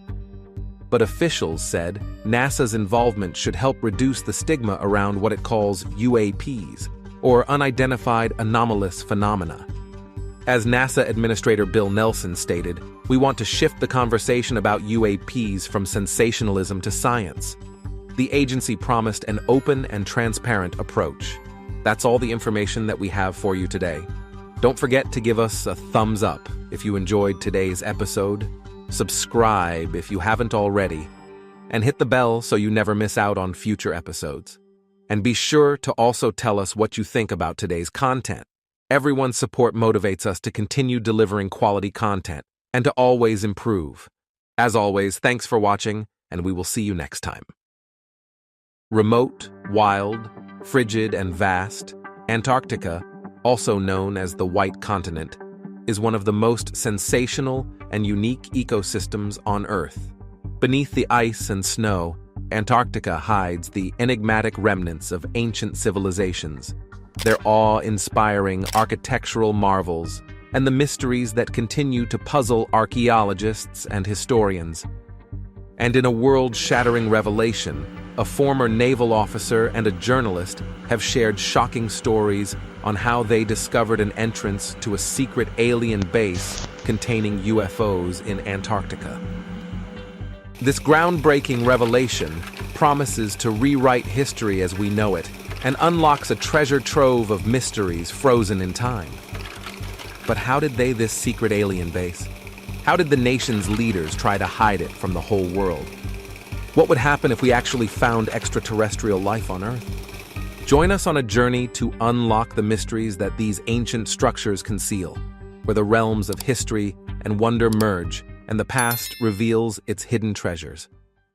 Antarctica is the coldest, windiest, and driest continent. It contains 90% of all of the ice on Earth in an area just under 1.5 times the size of the United States. But the southernmost continent is much more than a big block of ice. Lying in the Antarctic Circle that rings the southern part of the globe, Antarctica is the fifth largest continent. Its size varies through the seasons, as expanding sea ice along the coast nearly doubles the continent's size in the winter. Almost all of Antarctica is covered with ice. Less than 0.5% of the vast wilderness is ice-free. Despite all its ice, Antarctica is classified as a desert because so little moisture falls from the sky. The inner regions of the continent receive an average of 2 inches of precipitation, primarily in the form of snow, each year. To put that into perspective, much of the Sahara Desert gets twice as much rain each year. The coastal regions of Antarctica receive more falling moisture, but still average only 8 inches annually. However, unlike most desert regions, the moisture doesn't soak into the ground. Instead, the snow piles on top of itself. Although little moisture falls from the sky, Antarctica is still battered by colossal blizzards. Like sandstorms in the desert, the wind picks snow up from the ground and blows vast white blankets. Winds can reach up to 200 miles per hour. Because it lies in the southern hemisphere, seasons in Antarctica are the opposite of seasons in the north. Summer runs from October to February, and winter covers the remainder of the year. Antarctic summers average just above freezing, with the more mountainous East Antarctica colder than its western counterpart. The lowest temperature in the world, -89.6 degrees Celsius, was recorded at Vostok Station, a Russian research station in inland Antarctica. Under such harsh weather, it is understandable that Antarctica has never had an indigenous human population. Apart from there being no land bridge or other obvious points of transit for prehistoric humans, the last time that Antarctica was habitable without the aid of modern technology, that is to say, had a climate that early humans could have considered remotely temperate or survivable, was at least 35 million years ago. Granted, at that time, and for many millions of years prior, Antarctica was downright balmy, an ancient rainforest that would be hard to envision on the dry, ice-swept land that we know today. However, considering that Homo sapiens weren't around until about 350,000 years ago, and that one of our closest ancestors, Homo erectus, dates back only to about 2 million years, it is implausible, to put it mildly, to suggest that any human-like creature could have reached, let alone survived, Antarctica back in the day. In fact, humans didn't even conceive of a giant landmass at the bottom of the planet until about 350 BC, when the Greeks, specifically Aristotle, were among the earliest recorded Western minds to theorize the existence of the continent of Antarctica, or Antarcticos, as they called it. Admittedly, they didn't have proof that it really was there, nor did they go looking for it, let alone try to inhabit it. Compelling evidence has suggested that humans first encountered Antarctica around 600 AD, when Polynesian people likely stumbled upon the icy continent. These findings are based on a careful study of the oral histories of the Maori and other related cultures, which describe encounters with a land to the south that probably was Antarctica. Europeans came along several hundred years later with explorers from many nations, the great Captain Cook among them, searching for, but never quite finding, the actual Antarctic mainland. Antarctica's discovery is usually noted as occurring around 1820, although even the history books cannot agree on who precisely spotted the continent first. The first reported landing on Antarctica came in 1821 when an intrepid sea captain named John Davis claimed to have put his crew ashore briefly to hunt for seals. By the late 1890s, other better documented landings had occurred, and ships began to spend the winter, often involuntarily, on Antarctic ice. Humans have been a presence of one kind or another in the region ever since. In short order, the so-called heroic age of Antarctic exploration was underway, with daring adventurers and scientists embarking on punishing and sometimes fatal expeditions onto the continent at the dawn of the 20th century. One of the earliest bases in the region was established in 1903 on Laurie Island, and is the oldest such outpost still in operation. It wasn't until 1944 that the first long-term mainland bases were established, with more scientific bases and more scientific cooperation between nations following in the 1950s.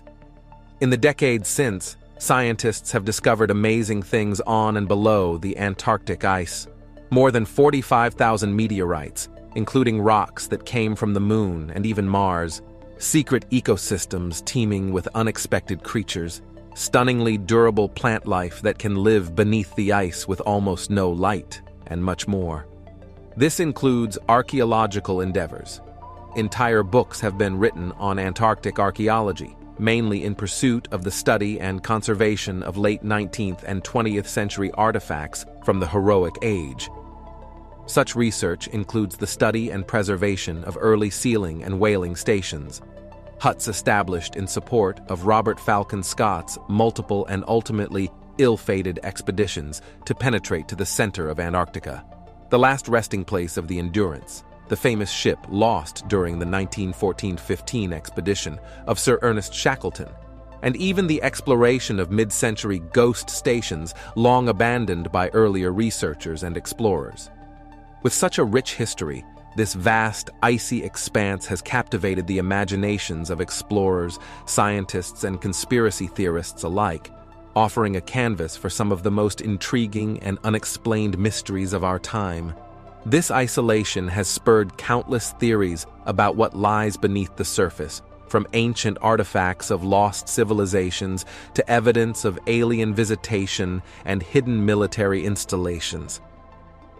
Suspicions were raised more and more when a former naval officer and a journalist have shared shocking stories on how they discovered an entrance to a secret alien base containing UFOs in Antarctica. In 2018, Linda Moulton Howe interviewed a whistleblower who, under the condition of anonymity, provided classified information regarding Antarctica.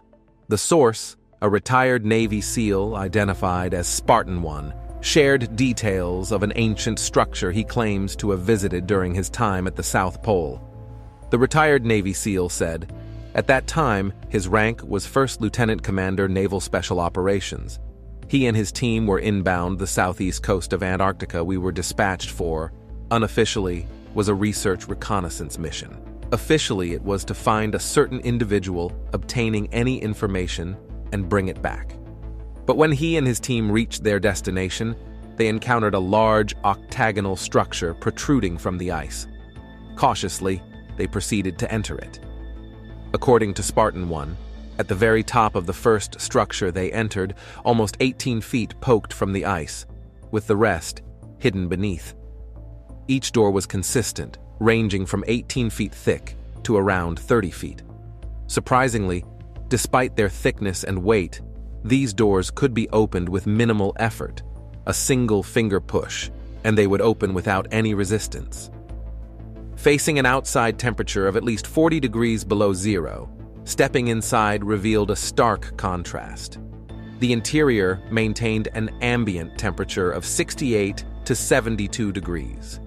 The mystery deepened as they explored the interiors. Ceilings, hallways, and floors were all aglow in a lime green light, yet the source remained elusive. The walls were lined with what Spartan 1 described as hieroglyphics, although unlike any he had ever seen before. This begs the question, are the mysterious structures buried in Antarctica constructed by an advanced civilization beyond Earth in our remote past? Thing just got weird as satellites probing the surface of Antarctica captured a bunch of images of more caverns in the snow. Many people believe that could be secret bases where UFOs go after they patrol our skies during the night and disappear before the dawning of light. But have these aliens been our residents for centuries? Are they watching our human ancestries? Conspiracy theories spread like wildfire as the internet was flooded with reports that Antarctica was shut down by the US after drones captured what no one was supposed to see in January 2015. UFO hunters believe that the strange objects could be a piece of evidence indicating the existence of extraterrestrial on Earth. So, the US government's action to close Antarctica is like adding fuel to the fire, making conspiracy theorists believe that the government is keeping details secret. Another stunning discovery, while it may seem unthinkable that pyramids could exist in Antarctica, in recent years archaeologists have found pyramids all over the world that had been lost for centuries, mistaken as natural formations or hidden in the most unlikely places. They have been discovered in the plains of northern Peru, buried beneath dirt and rubble in Indonesia, and one may even exist in Los Angeles, California. All around the world, evidence of pyramid structures emerges. Should we start looking at the possibility that there was habitation on Antarctica? Was it a lost civilization, ancient astronauts, or just maybe the earliest monuments of our own civilization that originally came from Antarctica? If this titanic pyramid in Antarctica is an artificial structure, it would probably be the oldest pyramid on our planet. In fact, it might be the master pyramid that all the other pyramids on Earth were designed to look like. Extensive research has been conducted on pyramids throughout the world regarding their structure and their true nature. One theory suggests that pyramids are power generators. If strategically placed around the world, generating this charge, it's possible to create a general standing wave, a wireless transmission of energy, around the world. It's been theorized that ancient ships, extraterrestrials, and those with high technology could use this interconnected wireless energy system to navigate around the planet. It makes sense that if there was some kind of worldwide pyramid power grid like this, Antarctica would have pyramids as well. The whole idea of these pyramidal structures, where did it come from? It's not an arbitrary thing, and these structures exist worldwide. So, what was the impetus? What's the origin? And even more fascinating, did they originate on the Antarctic continent? Might the pyramid photographed in Antarctica provide evidence of extraterrestrial visitation to our planet in the remote past? And if they are actually man-made structures, how is such a thing even possible in a place that has been buried beneath the ice for over 12 million years? According to ancient astronaut theorists, Antarctica may not have been a frozen continent for as long as mainstream scientists suggest. They say proof can be found by examining a 500-year-old map depicting the continent without any ice. Tension increased as several alien-like organisms have been found thriving on a boulder far below Antarctica's ice shelf, in one of the planet's most extreme environments, where food, heat, and sunlight are almost non-existent. A team of geologists stumbled upon the colony of sponge-like life forms and animals while drilling for sediment cores beneath the Filchner-Ronne ice shelf, according to their findings published in the Frontiers in Marine Science Journal. They had no intention of looking for life, but they found it through a pure fluke. Rock hunters with the British Antarctic Survey cut through 870 meters of ice to get to the water far below, then tried to plunge a drill into the seafloor when they struck a boulder instead. Scientists dropped a GoPro camera down the hole to investigate the obstruction and were shocked when they pulled it back up to review the footage. In the video, the GoPro camera falls through the hole and clanks off a boulder before settling on the seafloor with its lens pointed up.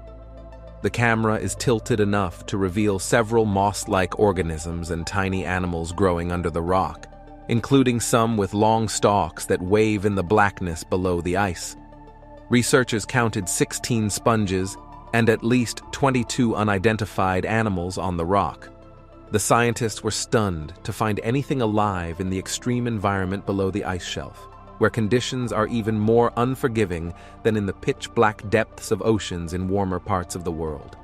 According to marine biologist and lead study author Hugh Griffiths of the British Antarctic Survey, there's all sorts of reasons they shouldn't be there. It's slightly bonkers. Never in a million years would we have thought about looking for this kind of life, because we didn't think it would be there.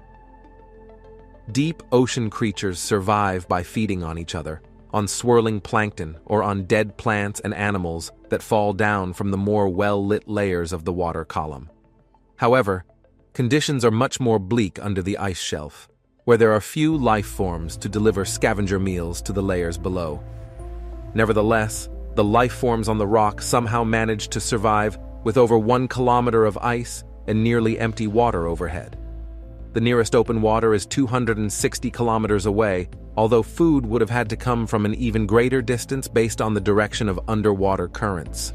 Griffiths says the organisms are likely filter feeders that capture tiny bits of organic material from the water. Their mere existence suggests that underwater currents can sweep food across distances that scientists once thought impossible. That's also why Griffiths concludes, this isn't some graveyard where a few things cling on. It's more complicated than we thought. The study authors plan to examine the area in more detail in the future, as there might be some never-before-seen species living in the depths below the ice. As Griffiths said, it was a real shock to find them there. But we can't do DNA tests, we can't work out what they've been eating, or how old they are. We don't even know if they are new species, but they're definitely living in a place where we wouldn't expect them to be living. After all, we just need more data. Each such a discovery has brought surprises and forced us to expand our notion of what is biologically possible. As more terrestrial environments are explored, it seems very likely that new and ever more exotic forms of life will be discovered. If this search were to uncover evidence for a second genesis, it would strongly support the theory that life is a cosmic phenomenon and lend credence to the belief that we are not alone in the universe. On the other hand, the search for signs of alien beyond Earth life involves a variety of efforts, from the Perseverance rover collecting samples of Martian rocks to space telescopes peering at the atmospheres of distant exoplanets. It also includes the search for extraterrestrial intelligence, also known as SETI. Most SETI projects are focused on looking for artificial or unusual signals coming from elsewhere in the cosmos that might have been broadcast by technologically advanced life forms. Others involve sending out our own signals, showing that intelligent life exists here on Earth. And the potential implications of contact with an advanced alien species drives discussions not only based on science, but also ethics and policy. With billions of trillions of planets and moons in the universe, it's very unlikely that Earth is the only home to intelligent life. So how do we go about looking for evidence of our cosmic peers? Although many species on Earth are considered intelligent, dolphins, octopuses, and chimpanzees, for example, their sentience wouldn't be detectable from afar. In the context of SETI, intelligence can only be identified by its outputs: technologies, industrial processes, communications methods, and so on. Much of the search for extraterrestrial intelligence is based on the outputs that human intelligence creates, since those are the signs of technological advancement that we know best. Although alien civilizations could have super advanced technologies beyond our wildest dreams, it's also very likely that some things are universal. Electromagnetic communication is one such thing. Humans use electromagnetic radiation to transmit information. From cell phones to television broadcasts, lasers to radar astronomy, our ability to use technology to manipulate the electromagnetic spectrum has served us very well as a species. We might assume, then, that other intelligent life forms would also have found this aspect of physics useful as well. For this reason, that much of SETI research involves scanning space for electromagnetic signals to try to identify patterns or transmissions that couldn't be explained by natural phenomena. This includes listening for radio signals as well as looking for transmissions in the visible range of the electromagnetic spectrum, such as pulses of light. SETI is a large-scale effort that requires extensive collaboration. For instance, one Planetary Society-funded project involves searching a wide range of radio frequencies using the world's largest steerable radio telescope, the 100-meter Green Bank Telescope in West Virginia. Their observations focus on 100 stars known to have planets around them, and due to the width of the radio telescope field of view, they pick up tens of thousands of additional stars and planetary systems. Citizen scientists from around the world then step in to help classify signals in the data to sort out the many sources of radio signals produced by intelligent life here on Earth and highlight the most promising signals in the data. Finally, professional SETI researchers revisit those promising signals to assess their potential as signs of intelligent life. All of this takes hundreds of hours, and yet only represents a search of a tiny portion of space. The scale of the universe makes the scope of SETI truly immense, which may be one reason why, so far, we haven't found what we're looking for. If intelligent aliens are out there, it's fairly likely that they're also conducting their own version of SETI. We are as likely to be detected by a civilization as advanced as our own as we are to detect them. The signals that are most likely to be picked up by other life forms are those we send out deliberately for this purpose. All electromagnetic communication travels at the speed of light, but some signals make it farther than others, decreasing in intensity as they get farther from their source. The distance a transmission can reach depends on several factors, including the power of the transmitter and the frequency of the signal. It's a common science fiction idea that far-off aliens might pick up our stray television transmissions, but this isn't likely to happen. Television signals are broadcast using fairly weak transmitters since they aren't intended to go very far. The earliest television broadcasts have likely traveled beyond our solar system by now, but they're exceedingly weak by the time they reach interstellar space and would be practically indistinguishable from the background noise of the universe. Some of our radar signals are likely to travel farther.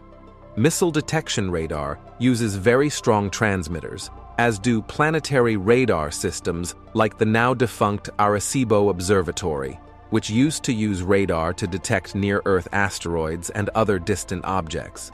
It's possible that intelligent aliens could pick up those radar signals and identify them as being of technological origin, provided those aliens weren't much farther than the closest neighboring star system. Humans have intentionally sent several strong signals into space with the intention of having them detected by extraterrestrial civilizations. These efforts are called METI, Messaging to extraterrestrial intelligence. CT, communication with extraterrestrial intelligence. Messages, or forward active SETI. The Arecibo message was one of the earliest and most famous METI attempts.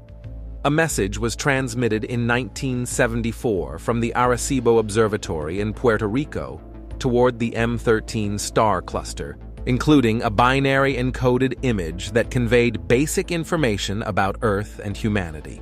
Similarly, the Encounter 2001 project sent a message about our species and planet from the European Space Agency's ISCAT radar transmitter in Norway toward the North Star Polaris.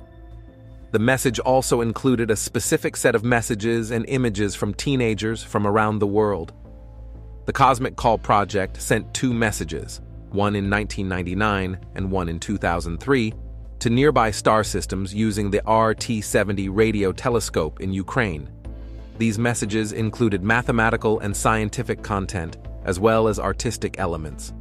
In 2013, the Lone Signal Project invited the public to participate, collecting text messages to be sent in the direction of the Gliese 526 star system using the Jamesburg Earth Station radio dish in California. Humans have also sent physical messages into space aboard spacecraft destined to travel far beyond our solar system. NASA's Pioneer 10 and Pioneer 11 spacecraft, both launched in the early 1970s, each carries a gold anodized aluminum plaque with information about Earth's location and the spacecraft's origin. After passing through the solar system to study the outer planets, these spacecraft carried on away from our sun, meaning they could potentially travel through interstellar space forever, or perhaps until intercepted by another spacefaring species. NASA's follow-up Voyager mission took the concept a step further. The Voyager 1 and Voyager 2 spacecraft each carried a gold-plated phonograph record known as the Voyager Golden Record. These records were encoded with a wide variety of sounds and images representing Earth, including greetings in 55 languages, music, and scientific information. Because they reached greater speeds than the Pioneer spacecraft, the Voyager probes are now farther from the Sun, already in interstellar space. But after all, is contacting aliens a good idea? In fact, the act of sending deliberate signals into space has generated debate within the scientific and ethical communities. One concern is that a very small group of people, sometimes just a few individuals, are given the responsibility of representing our entire species and planet. The inherent unfairness of this is considered a problem by some ethicists.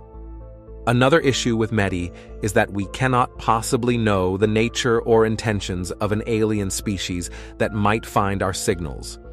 While it's possible that we'd be discovered by a benevolent, advanced extraterrestrial civilization that could share secrets of interstellar travel, power generation, or any other world-changing technologies, it's also possible that we'd be found by a civilization intent on conquering the galaxy and eradicating the existing creatures on life-sustaining planets.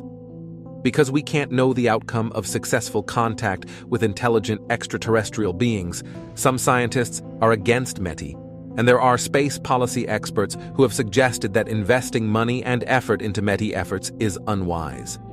However, ultimately, it's possible that we'll be discovered by aliens looking for life beyond their own planet, whether we try or not.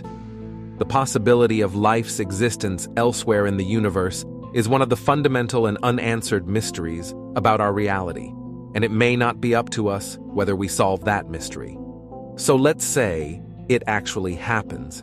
We uncover or are approached by alien life. Now what? How does the public react? Do our defensive instincts or humble curiosities take over? A research suggests that the general population's reaction would be quite positive. The first study used software to analyze the text of various newspaper articles written about 3 potential discoveries of life beyond Earth. The software assessed the feelings, emotions, and other psychological reactions conveyed in articles about the following discoveries. Possible fossilized extraterrestrial microbes in 1996, intermittent dimming around Tabby's star in 2015, and Earth-like exoplanets in the habitable zone of a star in 2017.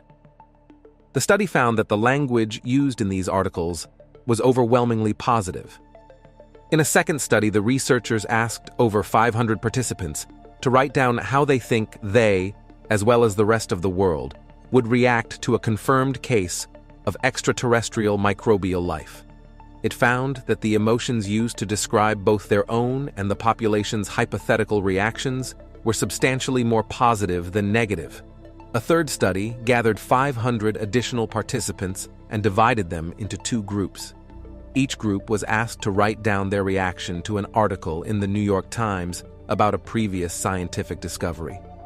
One group was shown an article about synthetic human life allegedly being developed in a lab, and the other an article about a Mars meteorite containing signs of ancient microbial life. The emotional reactions to both articles were significantly more positive than negative in this study, particularly in the case of the discovery of microbial life. Taken together, this suggests if we find out we're not alone, we'll take the news rather well. That's all the information that we have for you today. Don't forget to give us a thumbs up if you enjoyed today's episode, subscribe if you haven't already, and hit the bell so you never miss out on future episodes. And be sure to also tell us what you think about today's content. Everyone's support motivates us to continue delivering quality content and to always improve. As always, thanks for watching, and we will see you next time.